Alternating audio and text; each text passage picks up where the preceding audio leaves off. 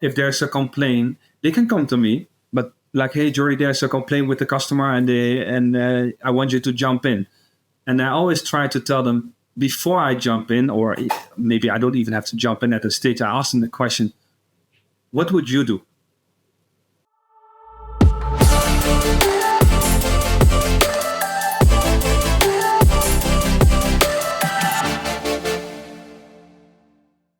Welcome to our podcast, The Future of Hospitality. I am your host, Arjen Eikelenboom, and today our guest is Jordy Smit. He's the general manager at Courtyard by Marriott in Amsterdam. Today we're going beyond the lobby, into the heart and the humor and the human side of what it really means to lead a hotel. But first, a quick quiz to warm up. Jordy, there we go. Amsterdam or Brussels? I would go for Amsterdam. All right. I'm glad to hear that. It's a tough one. Brussels is also close to the heart. But I will go for Amsterdam for sure. Absolutely. Yeah. Okay. We'll dive into that later. First and the second, your hidden talent. Just a quick answer. Football knowledge, I would say. All right. Okay. You mean soccer, right? That's yes. The European. Okay. Football. All right. If not working in hospitality, what else would you do? Pilot or entrepreneur, owning a shop. Wonderful. We're going to dive into a few subjects later on. Thank you for being on our show, Jordy. Well, thank you as well. I'm very honored to be asked for this. I'm very engaged and intrigued to see what this amazing podcast is going to bring us today. Yes, no, well, me too. And you're the guest, so it's all up to you. We have prepared this. You are the general manager of the Courtyard in Amsterdam Arena. But before you became a general manager and why you became a general manager, we want to hear all about that. So tell us a little bit more about yourself first. Sounds good. So I'm Jordy. I'm 38 years old right now. I'm officially from The Hague, and I actually did the middle hotel school in The Hague together with my twin brother, which I think is a nice quote to state that we did the same school, but in the end, my twin brother ended up in a different sector than the hotel industry, but I maintained. So I graduated in 2009, and from there I started working for the Marriott brand. So it's close to, just over 16 years right now. I started in 2009 with an internship in Barcelona at the Renaissance Hotel. After my internship, I made a move to the Courtyard Amsterdam Airport Hotel because there are two Courtyard hotels here in the Netherlands, in the Amsterdam region. And I started as a receptionist, and I worked my way up to front office manager. After 5 years in Amsterdam area, I got a very nice opportunity to move to Ghent, to Belgium, where I started as a front office manager at the Marriott Hotel in Ghent. I did it for 2 years, and then I moved into a role as operations manager at the Marriott in Ghent. And after 3 years in Ghent, it was time to explore a new opportunity, of which I moved to the Sheraton Amsterdam Airport Hotel as front of house manager, where I helped the migration from Starwood hotels into Marriott hotels, because it was in 2016, 2018 more or less, where they did the transition from Starwood into Marriott, or the merger we call it nowadays. After the Sheraton, I made a very nice move towards Berlin, where I was almost for 2 years. I served at two different properties, which is a AC Hotel by Marriott and a Moxie Hotel.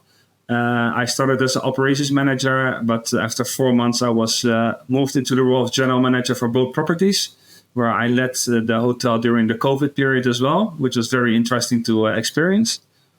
After 2 years in Berlin, it was time for a move, and I went back to the Netherlands, to Utrecht, where I opened the Moxie Hotel, and I did a full pre-opening phase, and I stayed there for 3.5 years.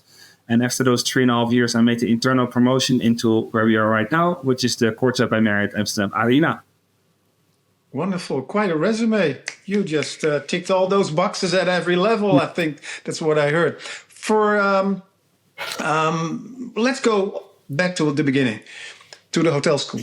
I want to know why you went to the hotel school, what drove you, and what made you fall in love with, hospitality. I think it's a funny question to ask, the why, because I was around 17 years old when I made the decision to go for the hotel school, But this decision was not made by me personally, because as I said before, I have a twin brother, Benjamin, and he was very keen on doing the hotel school. And as I was a little bit uncertain what I wanted to do, I actually followed him because he was very sure this is what I'm going to do. So based on that, I made the decision, okay, if he's very keen, we're very close as brothers, as twin brothers, let me go for that as well. So we both joined the hotel school and moved our ways from there. So what is your brother doing right now? That's a very funny question again. So after he graduated as well, he started working in the hotel, in the hospitality sector as well. But in the end, right now, he's owning his own shop, which is specialized in cups like soccer cups or awards or anything. But also he's trophies in darts, the professional darts. Okay. He actually is one of the biggest in the Netherlands with his shop. So yeah. Okay, well, we're not going to talk about him, but it's quite interesting that he was the leading factor for you to go to the hotel school in the first place. You guys were not supposed to be separated, probably, but in the end, as you grew growing up. So you both graduated from the hotel school, correct? That's correct, yes. Okay. So when was it? So you followed him. Well, I want to understand, at what point did you realize, hey, I think I like this. This is a good choice. I think that moment came, I think, in the second year of the hotel school, where we got more experience in the restaurant and getting to have more knowledge of, okay, how does the hospitality industry work? How does a hotel operate? Where I was more intrigued and introduced towards the figures of like a P&L and a budget. And from there, I was like, okay, this actually is quite interesting. Same like working in a restaurant where you have to collaborate as a team. That made me actually quite happy working with a team where I was like, okay, this sounds interesting for me. I'm open to get to know more about this topic. All right. So it's the operational side of the hotel that you got intrigued to. Yes, absolutely. All right.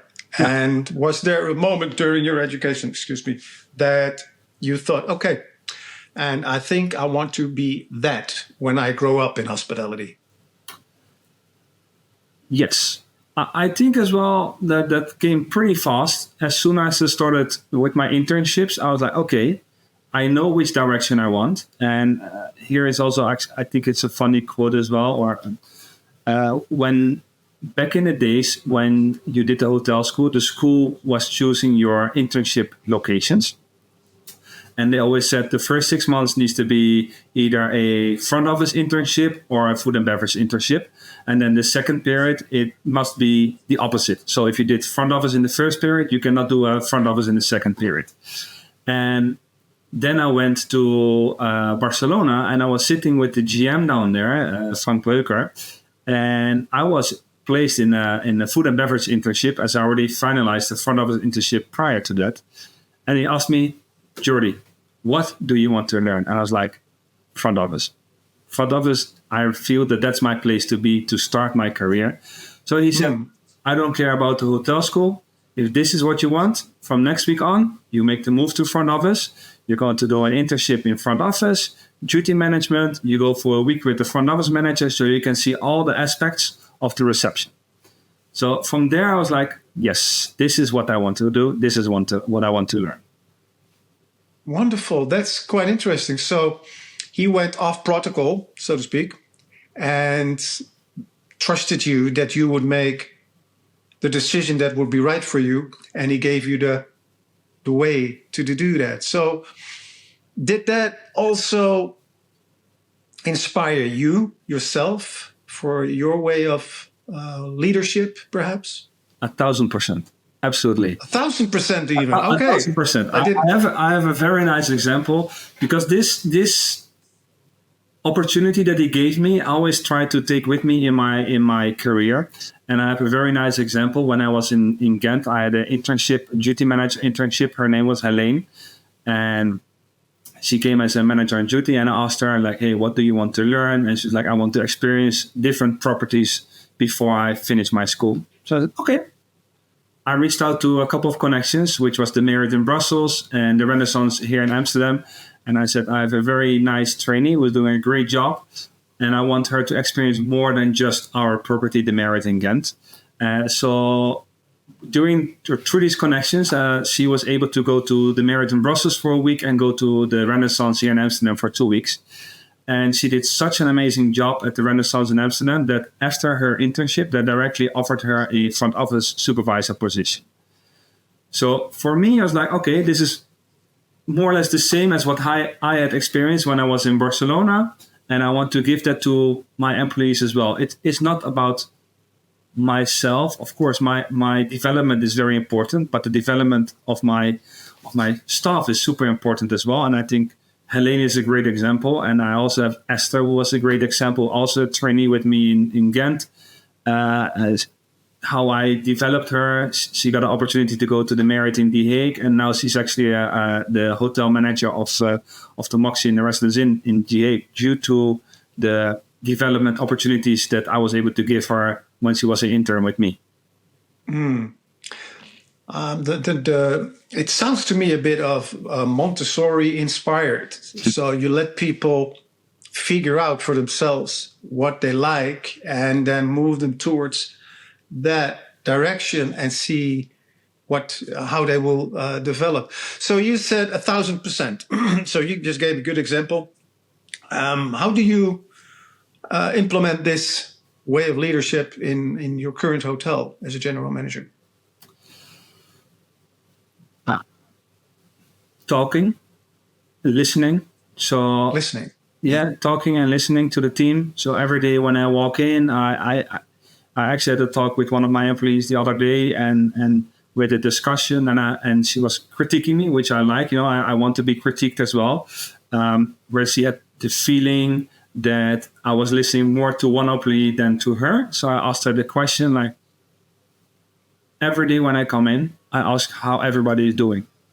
Yeah. And if your answer is, I'm good, then things are good.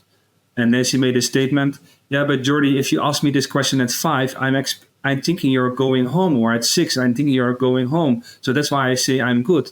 And then I mentioned to her, but if you tell me you're not feeling well, or if you're telling me it's not good, I drop my bag, I sit down, and we talk. And I listen. And then I listen to what your needs are. And then we can identify what we can do different in order for you to be happy, or in order for you to develop into a potential next role. So here, I think talking and listening is super important for him. Yeah. Okay. Is this something you think they should teach at the hotel school as well, this very aspect of leadership? I think it's a very distinctive way of leadership, and it's grown throughout the years due to experience with different general managers, where you see things that are going well. And I used to work with the GM, where I worked with this GM for 7 years. Super great guy. He teach me a lot. But at a certain point, I saw things that I was like, I don't like this style. So instead of looking at him, all the things he was doing well, I started paying attention to the things he was doing wrong or incorrect or not my vision. And I was like, I will make sure that I will never do this kind of style or this kind of leadership. And I think in a hotel school, I think it will be very difficult to teach this. I think you either have an open mindset, and I would expect if you go for the hospitality industry, you need to have an open mindset because you never know what's going to happen. And then I think the people should learn this on the way, while they're learning, while they're growing. And here, a point of advice or thing that I always try to say here to my teams as well is, don't look at the things I'm doing well. Like I said at the beginning earlier, look at the things I'm doing wrong and learn from that. Don't make the same mistakes I'm making. So I think that's more a capability of somebody than that you can learn this on a hotel school on itself. Yeah. Do you have an example of when was the first time you gave someone in your hotel trust to handle a complaint themselves, and did it work?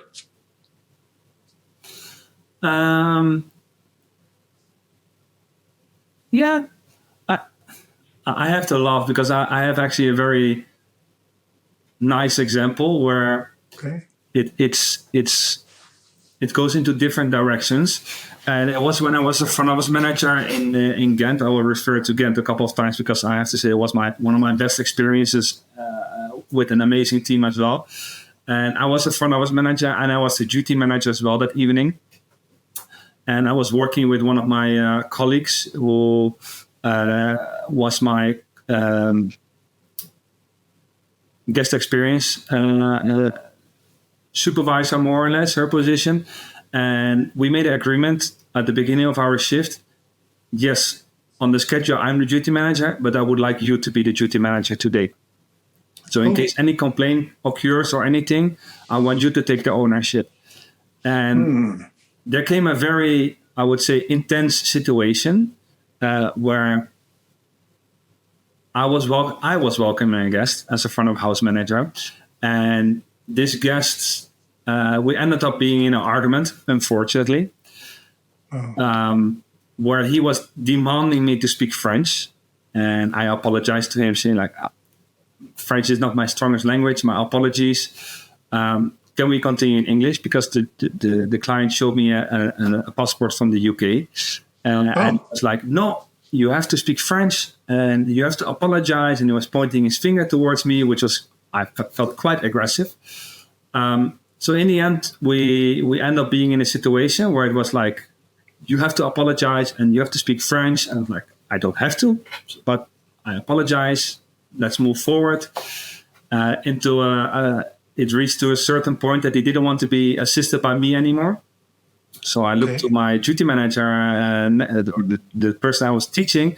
I looked at her standing next to me, and I see her like, no, I don't want to be involved. I don't want. She was like, hell no. In the end, she jumped in, and here came the extreme situation where she raised the question to the guest. Once again, our apologies for the situation that just occurred. Would you like to continue in English or in French? Because she spoke French. And then the client made the comment, no, English is okay. What the hell? Yeah, it was not very nice. But she handled it super professionally because I was freaking out next to her. Like, why? Why is this client doing this to me? Why is he now all of a sudden English is okay? But when I was there, French was demanded. But she maintained a very good posture. So I gave her the full trust during that situation. And I didn't interfere with her. I was like, okay, I know she's capable of running this. So she handled it very professionally. I stepped away in the end because I needed to calm down because my temper was all the way up. I was shaking of the situation. So she stepped in and she did pretty well on that occasion. Yeah, absolutely. Wow. Do you know why he shifted from French only to no, English is okay? Is it because maybe she was a woman? I mean, I know It can be. In the end, I found out the gentleman was a CEO of a small hotel company in Belgium. And he was there with two French-speaking clients standing next to him. So I think he was maybe trying to impress them. Like, look, even though I have a UK passport, I speak fluently French.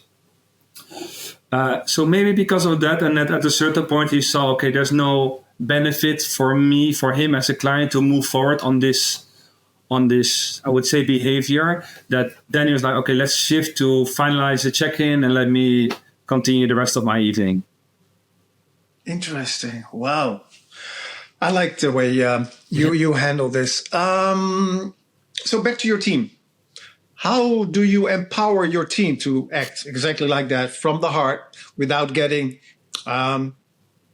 emotional like you got at that very moment? How do you empower your team to act from the heart and not just follow rules? Because rules need to be there. I get that. But sometimes you need to figure it out on your own. So how do you empower them? For me, empowerment is super important. It's one of my core values that even though I have the title of general manager, it's not about me. And that's what I try to tell the team as well. I always tell them, I want you to work from the heart. So everything you do, guys, I want you to do it because it's a passion and it's genuine. So if there's a complaint, they can come to me. But like, hey, Jordy, there's a complaint with the customer and I want you to jump in. And I always try to tell them, before I jump in, or maybe I don't even have to jump in at the stage, I ask them the question, what would you do? What do you think is a proper solution that you can give to the client? And actually, by countering the question to them, they often come with the answer themselves. So that's my empowerment. My empowerment is not because of me jumping in. It's I want you to give the solution. And I learned back in the days from a GM, you always have to ask yourself a question if there's a complaint. Is the stay ruined? Yes or no? If the answer is yes, you get a free night. I refund you the night, or you can get a voucher for a free night and you can come back again, and we will make sure that the next day will be perfect. And that's the empowerment we always give to the team here, but also with my previous positions. I try to give this empowerment to everybody. I try to teach them in a way of ask yourself this question. And I like that. It doesn't matter what kind of compensation you give. If you think it's the right compensation, nobody should be there to judge you on it. So I'm the last one, I would say, to jump in on compensation given or anything. Actually, 10 minutes ago, I had one of my receptionists coming over to me. Hey, Jordy, I just did a check-in with somebody and they mentioned they're here for the 30th wedding anniversary. Can we do something? So I counted the question. What do you want to do? What do you want to give? And she's like, maybe I want to give a bottle of champagne and a nice tiramisu. We have very nice tiramisu here in the restaurant. So I said, if that's what you want to do, grab a bottle of champagne, go to the kitchen, ask for the tiramisu, and bring it to the room. So I see that as a full empowerment, because I can write a note. Hey, congratulations with your 30th wedding anniversary, Jordy Smit, general manager. No, that's not my goal. My goal is they think it's needed to satisfy the guest. Their name should be underneath it. So that's how I like it. I like your approach. Yeah, that's my style, which makes me happy as well, because again, it's not about me. It's we as a team need to do it. So there's no. What is the feedback? So, like in this particular case, this is the freshest one. So, what is in general the feedback from staff? Because it trickles down to the whole team, I think. But can you give me, like in this particular case, how he or she responded to this particular thing? Well, I think the fact that she gave her own suggestion of, okay, I can give a bottle of champagne and I can give a tiramisu, that made her already super happy. And she's like, okay, let me go work on it. So she did directly herself. And I would say the generic feedback is that we're very open as a team. But the effect of this style is very clearly visible in the guest satisfaction. I joined this hotel in the 1st of August 2024, so I just concluded my first full year here. And the first couple of months, my former manager was like, Jordy, you need to act a little bit different. You need to be a little bit harder on the team because that's what this hotel needs. I tried that 2 or 3 months, and the guest satisfaction was quite low. And I was like, I don't need to change.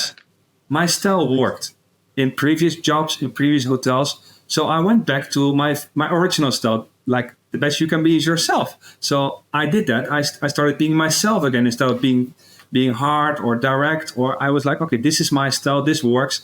And if we look at the last couple of months, our guest satisfaction increased significantly. And I see it as a result of changing my management style, but also changing my approach to the team, but also the team getting to know me and my style compared to the previous manager who was here. Yeah, you give your staff a confidence boost by doing this. I think that's where it starts. And that gives a confidence boost to the whole team because it's been talked about. I bet that right now, the team, they're talking about this. Oh, yeah, they got a bottle of champagne. Oh, they're happy now, or whatever. And indirectly, that helps you to increase the overall general guest satisfaction, which is, when you think about it, it's so simple. Yeah, it feels better. I mean, it feels natural to you. For me, it's very natural. And but to be honest, and I think we can all agree, each general manager, each manager has their own style and things that are good or things that are wrong. And I'm quite sure that even though this is my style, different people will have a different opinion. And sometimes, and I know for myself, my pitfall is that maybe I'm a little bit too lenient on these kind of things. Okay, give them a bottle of champagne. It's okay. We will consume it with another customer paying for it. But it also creates fun, this approach, where maybe your profitability, we can have a much higher profitability maybe as a hotel. But is that what we want? Is that what we want? As an owner, I would say yes. But as a general manager, my goal is to make sure that our clients are happy. And the moment they leave the hotel, that they will tell the next 10 persons, this hotel you should go to, because they really pay attention to you as a paying customer, and not as you as a person that brings money to the organization. So that's what I think. What I said is that there's different styles of management, and it's not always the best style. But for me, this works right now in this property for sure. Yeah. Yeah. Well, I want to build a bridge to another moment where it's super busy and stressful. Those moments, we have that in hotels all the time. So you know all about it. So how do you keep the spark? Because by doing this, by empowering your staff individually and all together, but there are moments where it's very, very busy, and then you need to make a decision. Am I going to do it my way, or is it now going to be the hard way? So how do you keep the spark alive in a team, especially during busy days? It's a very good question to ask. And it's, I would say again, I would come back to myself. So what would I like? And what would I think my team likes? So a couple months ago, I have an example of when the restaurant was super busy. It was super crowded. Kitchen was really performing. I was here in the evening, full restaurant. We turned the table 2 times, which is very nice for the revenue, of course. And I see the kitchen not struggling, but having a very focused shift. And then I just walk into our shop. I grab 6 cans of Pepsi. I walk to them, guys, great job. Here you go. Here's the Pepsi on me. And it's super easy. And it cost the company €3, and the team is super happy. So that's one thing. If you look at on the spot during a rush moment, these are things I like to do. And also, even though, again, my title is general manager, I'm not stick to sitting in an office. If it's needed, I will help a check-in. I will do a check-in. And then people are looking at me and they see my name tag, I'm general manager. And then like, oh, even the general manager is doing check-ins. Yeah, because I like to pick up the plates. I will walk with the plates. I love the interaction. I love to make the jokes with the client. I learned this in Berlin from my previous GM down there before I took over from him. He was like, Jordy, it's a customer. It's a human, just like ourselves. We're human. So don't be afraid to make a mistake, maybe a wrong joke, but at least you made the joke. Maybe 9 times, one time it doesn't work, the other 9 times it works. So I make the joke with the client, but also with my colleagues next to it. And that creates a relaxed atmosphere that, again, we're striving for a high level of service. What I introduced as well recently to keep this spark alive, I called it the bus ambassador. So I sent out the communication to the entire team like, hey guys, I want to introduce the bus ambassador. I'm looking for 3 people from 3 different departments where we are going to organize every month an activation for the entire team. And this activation is not made up by me, but by the bus ambassadors. So we are starting with it right now. I have 3 people from the hotel, and we had a couple of meetings, and I said, what do you guys have in mind? This is the budget. I give you €500 a month. What do you want to do? It doesn't need to be in the hotel. If you want to go for a movie night, because there's the cinema next door, let's go for a movie night. If you want to have a drink in the hotel, let's go for a drink in the hotel. And they actually are thinking of the first time doing a boat tour. So through Amsterdam, through the canals with the team. So, yep, of course, let's do this. And this is not led by me. I just give them the hints. This is the budget. They come to me. What do you think of this? It's not about me, guys. What do you think? Do you want to do this? Do it. Here's the budget. Feel free to do so. So that's how I think we can do a little bit different than the standard hotels, where often it's like working, you do your month, you get your salary. Once a year we have our staff party, and that's it. And then with Christmas, you get a nice Christmas gift, and then enjoy the rest of the year. I like it. So I think it's something different, which I think can create a unique situation for us as a hotel. And hopefully that the staff will go home and tell their friends, this is a very nice place to work at. I'm 4. Well, talking about that, how do you think your team would describe you, your leadership, if you were not in the room?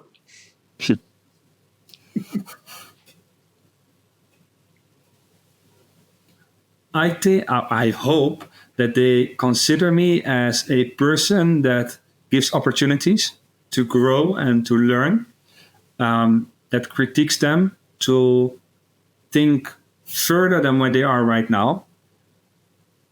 And if you have to categorize it to words, I would say a servant, a coaching person, and a developing person. So coaching, developing is more or less the same, of course. So I hope that's what they're going to say, and a nice person. I have no doubt about that. Let me ask you this. Simon Sinek, that's someone we both know. He starts with a Y a lot. And I like that. It made me think years ago. What's your personal why?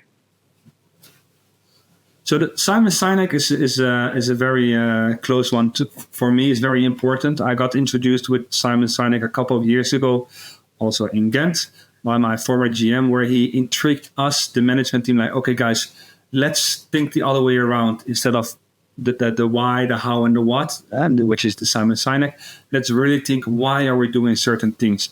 So if I look at my why, I would say that everything we do because we like to do it and we want to make our customers happy. And there's no limit in how we make our customers happy. And I think that will be my why. Yeah. Very grounded from the inside out. Yeah. Yeah. Okay. Back to the hotel. If you could remove one boring rule in hospitality in general forever, what would it be?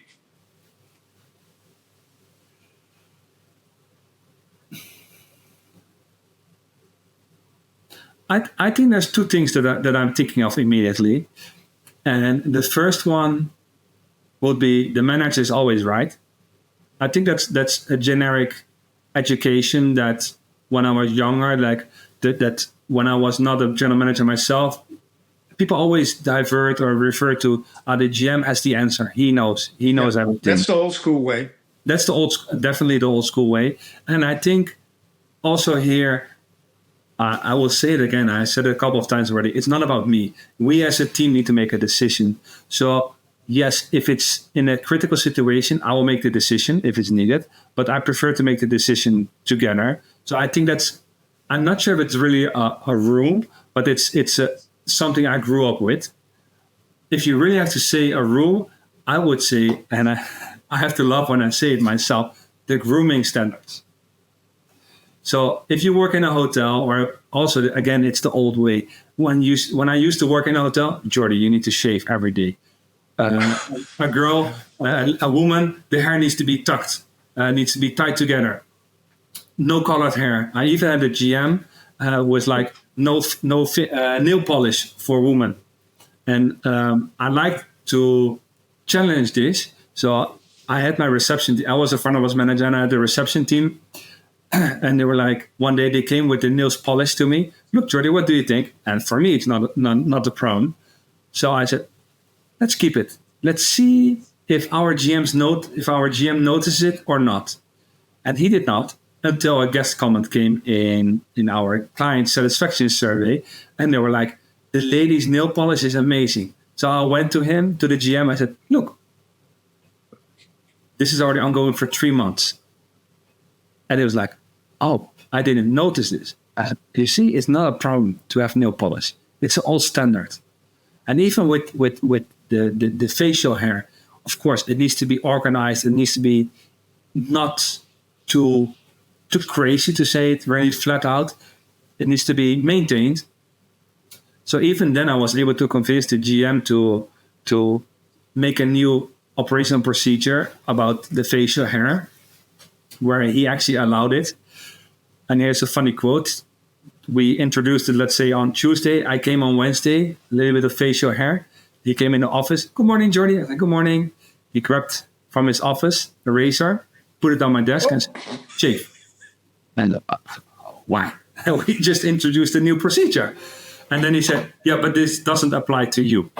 I was like, okay. So then I had to shave. But so that's why, for me, I think this is an old-fashioned rule where nowadays, I think we can be a little bit more lenient with this. Let's be a little bit more flexible. Let's make sure that the person that's working really can be themselves, because the best you can be is yourself. And that allows you to be in a happy place yourself. So I think that's a boring rule that I think we can be a little bit more lenient nowadays on. Yeah. No. I'm all for the modern way. I was a rebel myself. In the 80s, I was working in hospitality and I had long hair. I was growing it longer and longer. And I was still in school. I think I was graduating that year. But hey, it was the 80s. Everyone had long hair. But I was working in a high-end French specialty restaurant with the black and white and the apron and everything.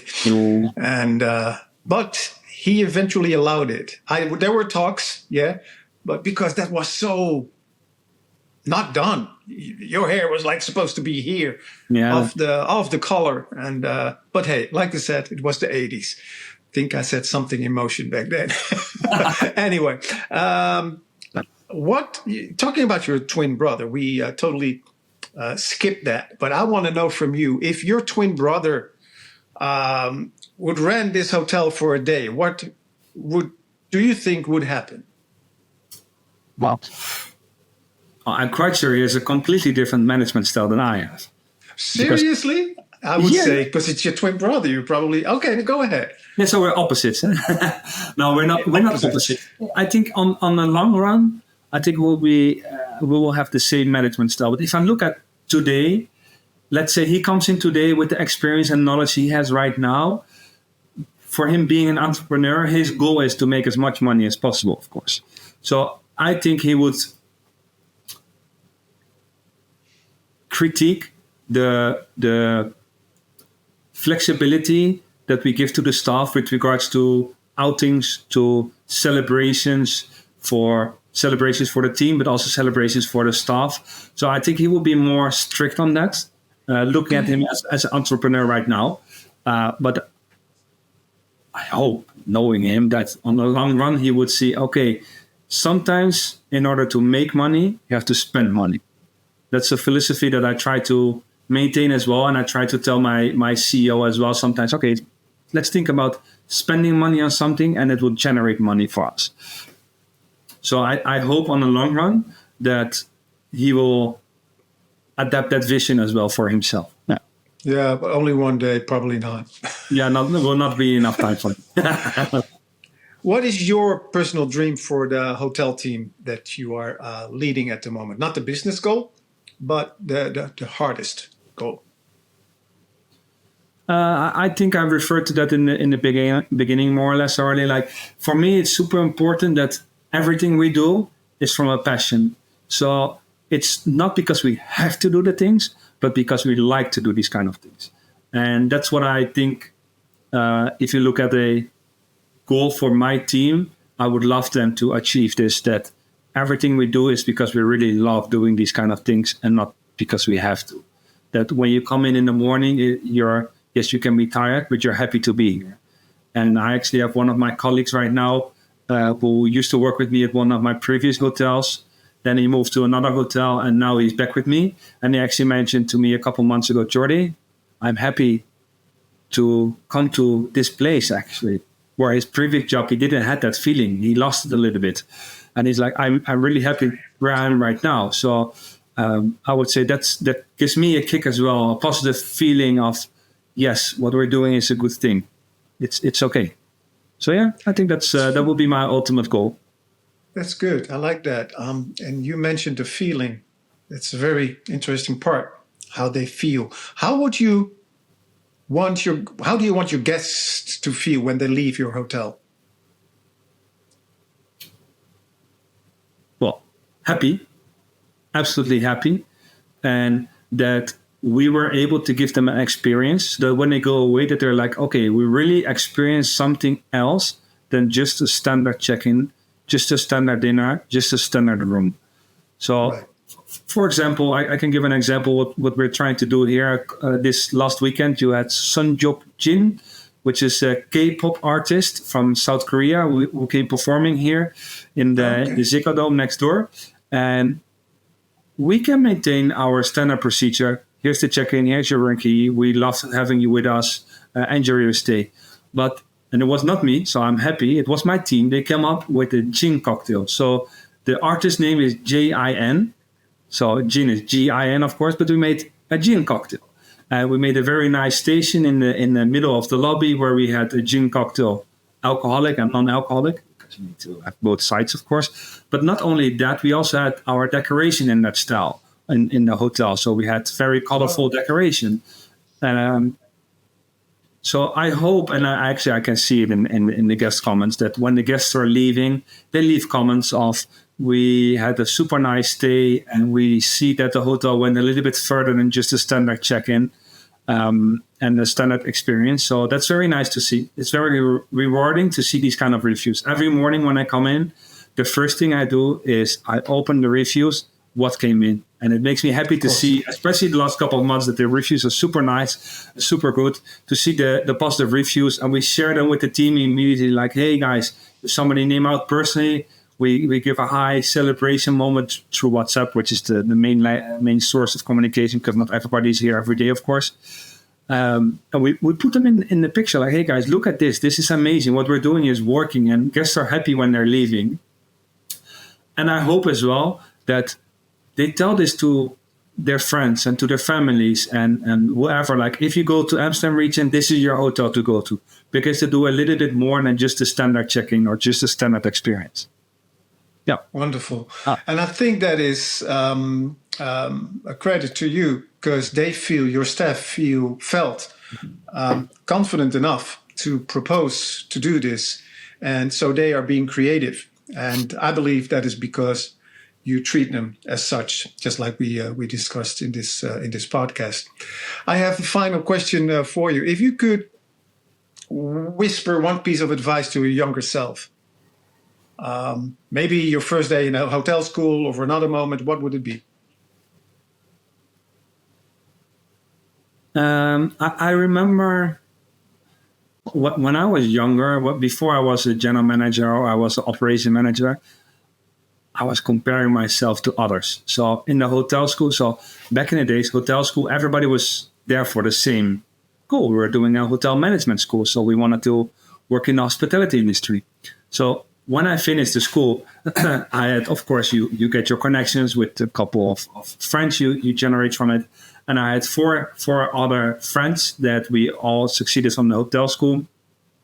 So I started as a receptionist, and then I became a supervisor, and I started looking at the others. Okay, where are they now? And then I was the front office manager. Like, okay, where are they now? Are they further than me? Are they behind me? Are they the same level? And then actually from the moment I became an operations manager, when I was 29, I was like, it's not about comparing, Jordy. It's about yourself. It's your own career. If this makes you happy at this stage, nobody can judge you on it. So yeah, I would stop comparing. If I was younger, I wish I would not compare myself to others. Like I'm doing right now, I'm not comparing anymore. I just have my own goals. I have my own vision. I have my own goals that I'm striving for. And only compare yourself, with your former self or your future self. That is what I would say. Compare. That's the only you want to compare with. If you want to have a competition with your future self. I'm gonna do that. Yeah. No, it's a very good point. Yeah. No, absolutely. Yeah. I always been doing it ever since I was a teenager. I never compared myself or have a competition with anyone, not even in school. I'm like, I don't need that. I'm going to do my own. I'm going to compete with myself. So thank you so much. I'm sorry. In a certain way, of course, as a twin, you have this. That's different because that's your other self. I would say you have a natural competition against each other. Okay, because I don't have that experience, so I forgot about that. So I just came up in my mind. I think as a twin as well, you have this natural competitive against each other. Like, okay, what are you doing? What? That's natural. I get that. I get that. Jordy, I want to thank you so much. It's been 45 minutes almost. This time flies. It was really, really great to hear you speak about your way of leadership. I think it's inspiring to a lot of leaders in hospitality and also other industries, and maybe good for young people who want to enter this business to have a listen to this podcast, because I really like the way you do this, how you empower people. Thank you so much. Thank you as well, and I really appreciate this opportunity. And I hope as well that through this chat we could inspire a couple of other people of maybe see things from a different perspective, if they have a certain distinctive way of leading right now, to give them a different insight. So yeah, I hope we could inspire some other people as well. Amen. Thank you.